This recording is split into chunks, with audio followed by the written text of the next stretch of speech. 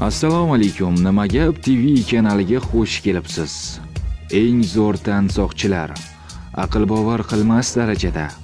Hammamizga ma'lumki, katta mansab egalari hamda muhim qonunlar qabul qiluvchi insonlar hayoti har kuni xavf ostida bo'ladi. Hozir biz prezidentlar, vazirlar kabi davlat boshqaruvchilarini nazarda tutdik.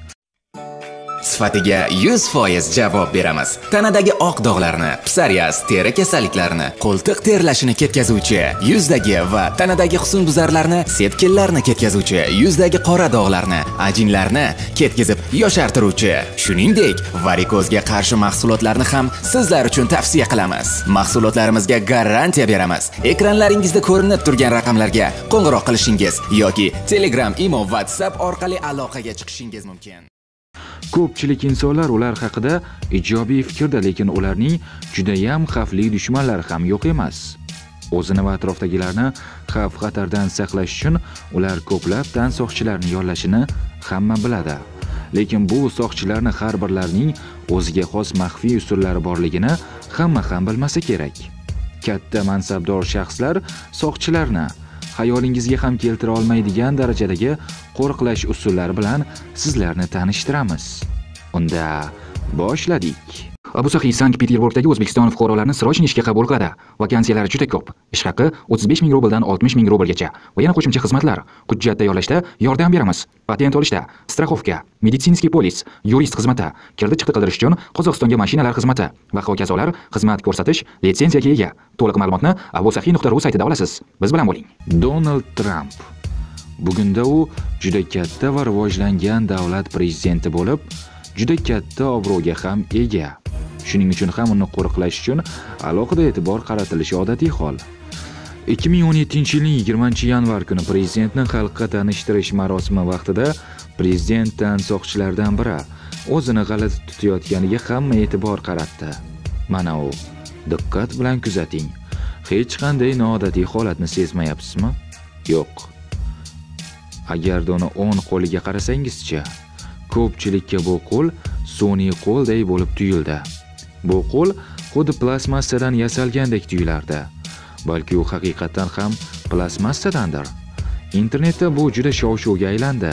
Bu soxta qo'l haqiqiy qo'l pidjak ichiga yashiringan holda pistoletni ushlab turibdi ham deyishdi. Ha, qo'lning bunday joylashishi xavf tug'ilganda qandaydir soniyalarni tejaydi hamda inson hayotini saqlab ham qoladi. Bu soxta qo'l uslubi haqiqatga yaqin bo'lsa ham ko'pchilik bunga shubha bilan qaradi. Lekin diqqat bilan uzoq kuzatib tursangiz, u 10 qo'lini qimirlatadi. Hatto avtomobil eshigini ham ochishga yordam beradi. Siz bu haqda nima deysiz? Qo'l soxtami yoki soqchi qo'lni shunday noodatiy usulda olib yurishni yoqtiradimi? Siz Buyuk Britaniya qirolichasi Elizabet II-ni o'z sumkachasini doim olib yurishiga hech e'tibor qaratganmisiz? Rangi o'zgarishi mumkin, lekin sumka hajmi o'zgarmaydi.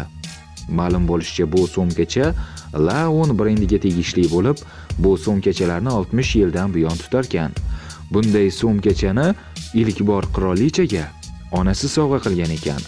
Sumkacha qirolichaga shunchalik yoqib qolganki, undan hech qachon ajralmagan. Bu sumkani soqchiga nima aloqasi bor dersiz? Qirolicha sumkasi oddiy sumka emas ekan. Qirolicha soqchilari sumka bilan bog'liq juda ko'p belgilarni ishlab chiqishgan ekan. Bu usullar bilan Yelizaveta ko'zga ko'rinmaydigan darajada o'z soqchi va yordamchilari bilan aloqa qilar ekan. Bu aniq tasdiqlangan. Bu haqda birinchi marta qirolicha oilasi tarixchisi Guigo Witzers aytib o'tgan. Masalan, qirolicha suhbat jarayonida sumkasini u qo'lidan bu qo'liga olsa, suhbatdoshini zeriktirib qo'ydi. Bu paytda soqchilardan yoki xizmatchilardan biri shu zahoti kelib shirin muomala bilan uni boshqa tarafga olib ketadi. Shu usul bilan qirolicha nima uchun u bilan suhbat qurgisi kelmayotganini tushuntirib ham o'tirmaydi. Noqulay vaziyatda ham qolmaydi. Agarda qirolicha sumkasini stol ustiga qo'ysa, yaqin vaqt ichida, odatda 5 daqiqa ichida qirolicha bu joyni tark etmoqchiligini bildiradi. Bu ishlab chiqilgan usullarning hammasi oshkor etilmaydi. Ishonchimiz komil, bu usullar orasida shundaylari ham borki, qirolicha bir ishora bilan o'z soqchilarini yordamga chaqira oladi. Ko'pchilik insonlar Germaniya kansleri Angela Merkelni temir irodali inson timsoli deb bilishadi. Bu aqlli ayol juda yaxshi biladi. Inson hayoti xavf ostida bo'lganda har bir soniya juda katta ahamiyatga ega. Shuning uchun ham kansler soqchilari yuqori tajribali bo'lishlari shart. Nima deb o'ylaysiz? Kanslerni qo'rish uchun soqchilardan nimalar talab qilinadi? Harbiy tayyorgarlik, chidamlilik, tezlikdir. Ha, bular odatiy hol. Kansler soqchilarda esa boshqa yana bir narsa bor. Ular meditsina borasida birlamchi bilimlarga ega bo'lishlari shart. Bu ayolni istalgan paytda tibbiy yordam ko'rsata oladigan soqchilar qo'riqlashadi. Hatto bir marta bu narsani yordami ham tekkan. 2014-yilning dekabr oyida Angela Merkel Shvetsariyani Alp tog'larida chang'i uchayotganda noqulay holda yiqilib suyaklarini jarohatlaydi. Albatta, u yerda ham soqchilar bor edi.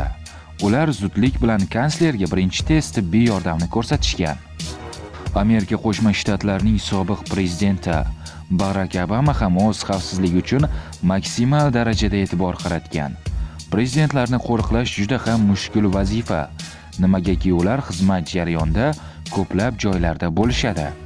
Obama soqchilarning maxfiy taraflaridan biri bu Obamaning avtomobili. Prezident faqat zirhlangan limuzin yordamidagina harakatlangan. Bu avtomobil eshiklari 20 sm qalinlikda bo'lgan. Bu avtomobilning yana bir jihati eshikni tashqi qulflarining yo'qligida. Agar soqchilar bilan nimadir yuz bersa, avtomobilni tashqaridan ochishning umuman iloji yo'q. Shu yo'l bilan Obama avtomobilga o'tirganda tashqi dunyodan butunlay xoli bo'ladi. Uni salbiy taraflarini o'ylab avtomobilni zamonaviy aloqa uskunalari bilan jihozlashgan. Bu zirhli avtomobil prezidentni qo'riqlash tizimining bir qismi xolos. Yana aytishlariga qaraganda Obamaning uyini qo'riqlash uchun oyiga $275,000 sarflanardi. Bu soqchilarni yana qanday maxfiy usullar borligini tasavvur qilish qiyin. Endiga aytib o'tadigan usulimiz qaysidir shaxsga tegishli emas. Bu hamma malakali soqchilarda bor. Tashqi ko'rinishdan tan soqchilar uchun kostyum juda noqulay kiyimdek tuyuladi. Ular doimiy taqib yuruvchi qora ko'zoynaklar esa ko'rish uchun xalal beradigandek. Lekin bu kiyimlar mayda detallargacha o'ylab, hisoblab chiqilgan. Masalan, kostyumni kiyib yurishdan asosiy maqsad kostyum ichida o'qotar qurolni sezilmagan holda olib yurish mumkin. Qora ko'zoynaklar esa dushmanni ko'zga sepiluvchi zaharli gazlardan himoya qiladi. Yoki kimdir soqchiga tuxum otib qolsa ham uni saqlaydi. To'g'risi ham soqchilar ishi bizga ko'ringandan ham xavfliroq ish. Ular ko'p hollarda o'z sog'liqlari, hayotini ham xavf ostiga qo'yishadi. Prezident yoki uni yaqinlari ovqatlanmoqchi bo'lishsa, taomni birinchi bo'lib soqchilar tatib ko'rishadi. Bu ularni zaharlanishini oldini oladi. Va yana nafaqat Angela Merkel soqchilari, tibbiy bilimga ega, balki ko'pchilik yuqori mansabdor shaxslar tan soqchilari o'z himoyasida bo'lgan insonlarni qon gruppasiga mos qon zaxiralarini ham olib yurishadi. Bu dahshatlidek tuyulsa ham, agarda himoyadagilardan biri jarohatlanib, qon yo'qota boshlasa, soqchilar zudlik bilan qon quyadi va himoyasidagi inson hayotini saqlab qoladi. Prezident tashrif buyurishi kerak bo'lgan marosimlar prezident uchun ham, soqchilar uchun ham juda uzoq va murakkab bo'lgan tayyorgarliklardan iborat bo'ladi. Prezident o'tadigan yo'llar diqqat bilan kuzatiladi. Pochta qutilari, oqa va suv quduqlari, hatto to'xtab turgan avtomobillar ham, qo'yinki portlovchi modda yashirish mumkin bo'lgan barcha narsalar tekshirib chiqiladi. Bino tomlarida va yashirin joylarga mergan snayperlar qo'yiladi. Prezident kortejlari ko'plab avtomobillardan tashkil topgan bo'ladi. Oldindagilari yo'lni tekshirib borishi aniq, lekin nimaga bunchalik ko'p? Aniqlanishicha, kortej uchun bejiz bir xil rusumli ko'plab avtomobillar tanlanmas ekan. Negaki bu avtomobillarni qay birda prezident harakatlanayotganini faqat tan soqchilar bilishar ekan, xolos. Qoraytirilgan oynalardan dushman nimanidir ko'rishi qiyin. Shuning uchun ham bu usul tanlangan. Yuqori mansab egalariga hujumlar kamdan kam hollardagina ro'y beradi. Bunday hollarda qanday yo'l tutish kerak? Soqchilar tez-tez bunday hollar uchun maxsus tayyorgarliklardan o'tishadi. Soqchilardan biri prezident rolida bo'ladi. Yana bir nechtasi esa dushmanlar rolida. Mashg'ulot jarayonida ko'plab hujum usullari ko'rib chiqiladi. O'quv mashg'ulot jarayonida soqchilar bo'yoqli o'q otuvchi qurollardan ham foydalanishadi. Har safar mashg'ulotlardan so'ng soqchilar o'zlarini ko'zdan kechirishadi. Yaralandilarmi yo'qmi yoki dushmanga qarshilik qila olishdimi, shu narsalarga e'tibor qaratishadi.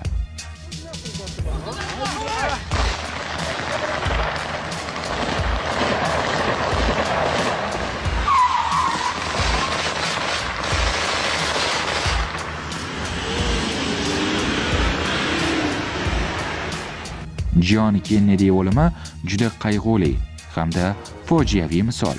Lekin bu mudhish voqea tufayli ko'plab soqchilar o'zlariga juda muhim saboq olishdi.